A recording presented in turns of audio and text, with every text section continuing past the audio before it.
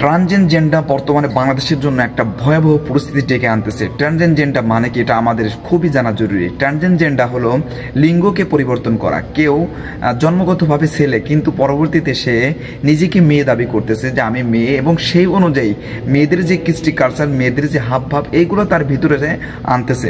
আনার পর দেখা যাচ্ছে এক পর্যায়ে সে তাকে নিজেদের মেয়েরা যেমনভাবে নিজেকে পরিবেশন করে মানুষের সামনে, ঠিক একজন ছেলে ব্যক্তি মেয়ে হিসেবে মানুষের সামনে নিজেকে পরিবেশন করতেছে। এটা হলো ট্রান্সজেন্ডার, অথবা নিজের লিঙ্গকে চেঞ্জ করা সিজারের মাধ্যমে। যদি ছেলে থাকে তো ওটাকে কেটে ফেলে, অর্থাৎ লিঙ্গকে কেটে ফেলে সেখানে মেয়েদের যে অবস্থা সেই অবস্থাকে তৈরি করা, এটাকে ট্রান্সজেন্ডার বলা হয়। এটা বাংলাদেশের জন্য বর্তমানে বিশাল ভয়াবহ একটা পরিস্থিতি ডেকে আনতেছে। এটার মাধ্যমে বিভিন্নভাবে গোনা করতে যাতে সহজ হয় সেই সহজ পন্থা অবলম্বন করা বাংলাদেশের মানুষদেরকে শেখানো হচ্ছে। এটা থেকে আল্লাহ আমাদেরকে বেঁচে থাকার তৌফিক দান করুক।